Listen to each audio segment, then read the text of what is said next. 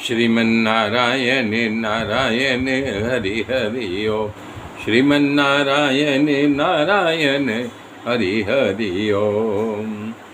हे चारिउ भाई सुभाव सुहाए, और नगर नारी नर देखन दाए। को कह चल न चहत हैं आजू,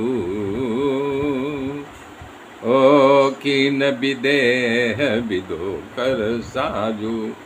स्वभाव से ही सुंदर चाइयों भाइयों को देखने के लिए नगर के स्त्री पुरुष जो हैं दौड़ पड़े। महाराज अयोध्यापुरी जाना चाह रहे हैं, उन्होंने हमें विदा लेने के लिए यहाँ भेजा है। हे माता, प्रसन्न मन से आप जो है हमको आज्ञा दो, और हमको बालक जान करके हमारे ऊपर सदा प्रेम करते रहना। माता श्री रामचंद्र जी की आरती उतारी और विनती करके सीता जी को राम जी के समर्पित कर दिया और कहा, हे तात, मैं आपकी बलैया ले रही हूँ। सबको पता है मुझे और राजा जनक जी को सीता जो है हम दोनों के प्राणों से भी प्यारी है। सारे पूर्ववासियों इस बात को अच्छी तरह से जानते हैं कि सीता हमें कितनी प्यारी है। आप पूर्ण काम हो, सुज्ञ शिरोमणि हो, भाव प्रिय हो। हे राम, आप भक्तों के गुणों को ग्रहण कर लेने वाले हो, दोषों का नाश करने वाले हो, मुझ पर दया करो। ऐसा कर करके रानी जी ने इनका चरण पकड़ लिया। तब रामचंद्र जी ने सुनैना को उठा करके उन्हें अनेक प्रकार से सांत्वना दी, हाथ जोड़ करके उनसे विदा मांगी और प्रणाम किया। माता ने आशीर्वाद दिया। तब शीश झुका करके श्री रामचंद्र जी आगे बढ़े। श्री रामचंद्र जी की सुंदर मूर्ति को हृदय में धारण करके स्नेह में शिथिल हो गई। धीरज धारण करके माता कुंवरियों को अपने पास बुलाया और गले से लगा करके बार बार बैठने लगी।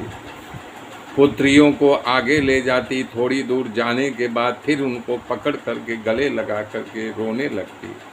तो जो सयानी सखी थी, इन दोनों को अलग किया और चारों को आगे ले करके बढ़ी।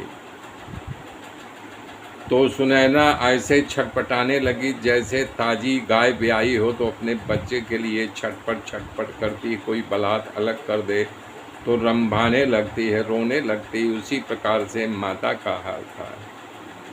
सुख सरिका जानकी जियाए, और कनक पिजरनि राखी पढ़ाए।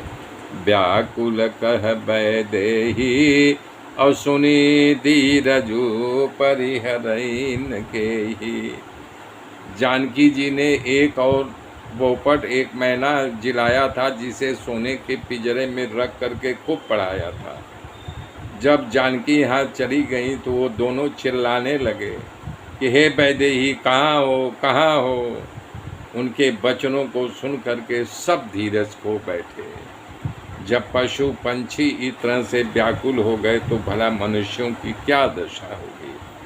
प्रेम की अधिकता के कारण उनके आंसू भर आया। जब राजा जनक जी वैदेही बैरागी थे, वो इस बात को जानते थे कि मैं बैराग्य ले चुका हूँ, फिर भी अपना धीरज को खो बैठे थे। सभी बुद्धिमान मंत्रियों ने उनको समझाया। तब राजा जनक ने सोचा कि विषाद करने का समय नहीं है। बार बार पुत्रियों को गले से लगा करके सुंदर पालकियां मंगा करके, जो सजी हुई पालकी थी, चारों कुंवरियों को उसमें बैठा दिया और उनके आंखों से झरझर झरझर आंसू बहने लगा। मेरे मित्रों, मेरे साथ बने रहिए, आगे की गाथा फिर कल जोड़ूंगा। तब तक के लिए जय श्री राम।